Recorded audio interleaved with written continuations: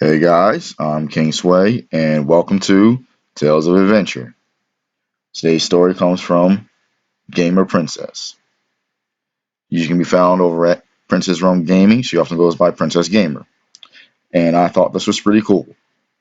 If you watch my other channel, Fanfiction Gaming, you'll see why. This is told from the point of view of a female character, but I'm not about to butcher a female voice. So, you know, we're just going to get into it. So, roll post. My sister and I are Drow. We left our home in the Underdark because we refused to conform to the roles dictated to us. We were to sit and be priestesses of Loth, but each of us had other goals in mind. My sister was a fantastic warrior, far better than a lot of the other peers, particularly the men. I had taken to the path of the arcane, studying magic and anything I could get my hands on. We each practiced our paths and our arts in secret, attempting to hone our skills and one day have them to a razor's edge. We each had the hope that after displaying our skills, that we'd be accepted into the roles that we wanted, rather than what was dictated to us. But we were mistaken. We were defiant, one too many times, and we were cast out from our clan. We were left without a house, and without a home, anything is up for grabs. Anyone is up for grabs. When that happened, we were said to be slaves instead, before we could be forced into such a life. My sister and I, we went about our escape. I grabbed my spell book. She took her new blades in hand, and we tried our escape. We knew the routes of the guard patrols, and that helped us greatly. That knowledge is what helped us escape this Drow city. We stayed in the Underdark, trying to eke out a life existence as mercenaries. Some may think us foolish for trying to stay within the Underdark, but we had no other place to go. We knew nothing of the service world, and we weren't sure that we could actually survive up there even if we did go. Weeks had turned into months for us as we survived and adventured together. On a mission, we learned that we were to be pursued, as our employer also meant to be our captor. My sister and I struck down as many as we could, but their numbers just seemed to come and swell endlessly. We ran, escaping up to the surface with our pursuers pressed upon our heels. As we made it to the surface, we could see a single dark figure presented before us. He stood there as if questioning why we were there. He was tall and very muscular, with long black hair that came down just past his shoulders, and a strange goatee. His great eyes held a weight and a sadness behind them when he made eye contact. Those that would actually see my sister and I in chains stood behind us and called us so that we could surrender. My sister and I took our first steps into the surface, and that was actually when our hope of eluding all capture had come to a head.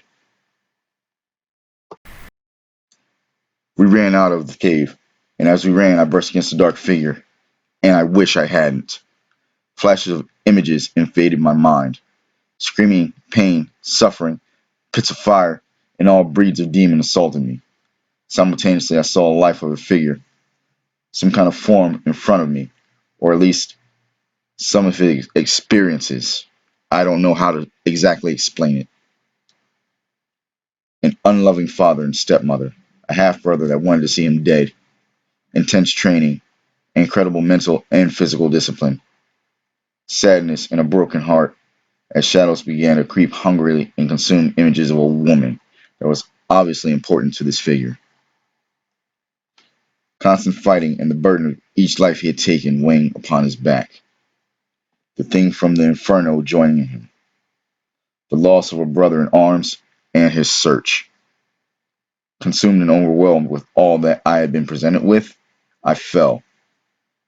I was on the ground with my back on, looking up. I didn't know what to do. I stared at him.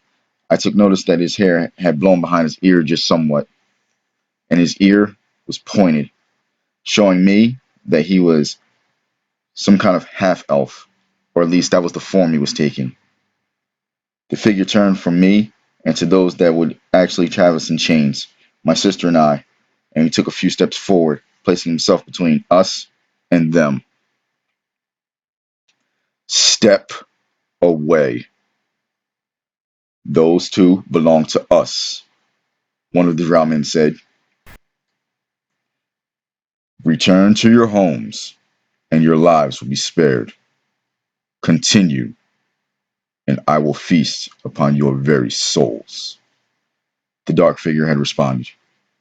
The Drow men all shouted and unsheathed their weapons before their louder, and they cried louder and louder, pointing their swords at the dark figure.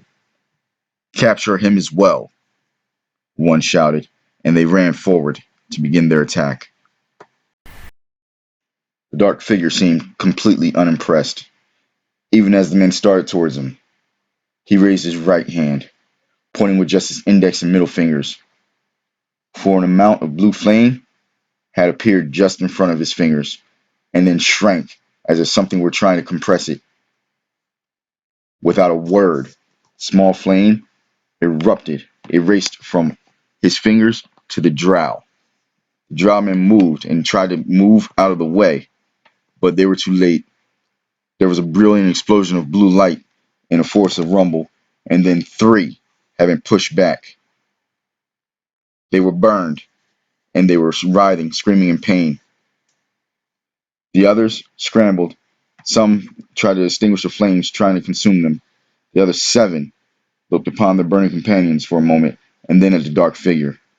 That moment of hesitation on their part was all the dark figure had needed. The dark figure drew his elbows into his sides and then threw his arms forward. A gust of powerful wind accompanied his gestures, forcing all within his path to fly backwards. Some slammed into the side of the mountain. Some were forced back into the tunnel. I blinked, and somehow, within that span of me blinking, the dark figure expanded distance between himself and the others. One Drow was hit with such force that the dark figure backhanded him, and he flew several feet through the air, off to the side. I don't know if that Drow lived, but I know his next victim did not. The next Drow was set between the dark figure and the rocky surface. The dark figure punched, and the Drow's head exploded in a wave of crimson, blood, viscera, and brain matter.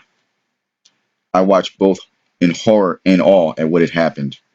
When my wits finally came back to me, I saw that only two of the Drow that actually had come to enslave us were all that had left, or were all that had survived. In mere heartbeats, he had killed 8 of them.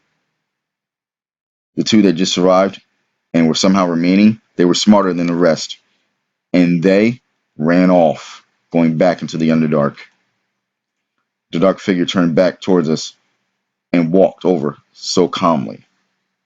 As he walked, each of the Drow he killed took a light blue aura.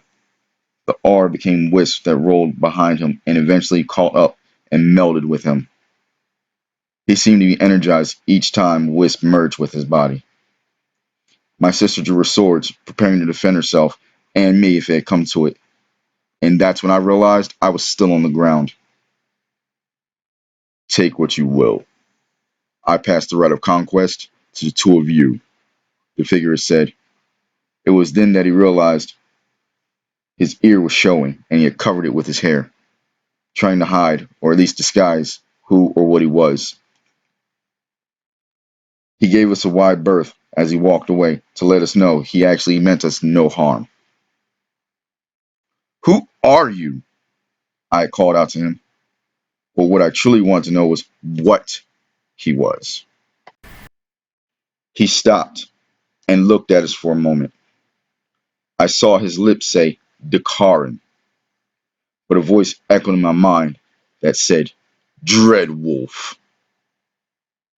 My sister and I didn't know what else to do. We had never been to the surface before, and this being the only thing that we had actually known, it was akin to true kindness. We took what we could from the bodies and followed behind him. He offered to become our patron and explain what that meant. All he asked of us was that the power that he gave us would be used to help others.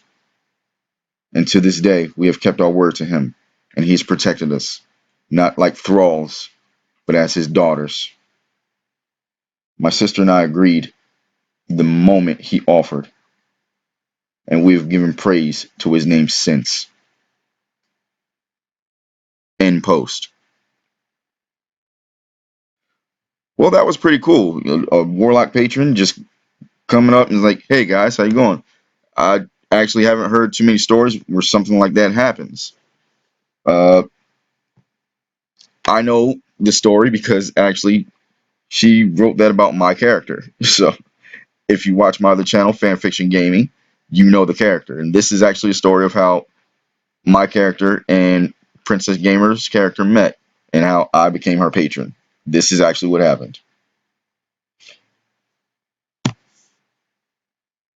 Do you often play as a warlock? Let us know in the comments. Let us know why you play as a warlock. Do you call your patron to make a deal, or did they come to you? Again, let us know in the comments. Please be sure to like and subscribe and share with others, as that helps the channel grow. I'm King Sway, and we'll see you in the next one. Thank you guys very much for listening.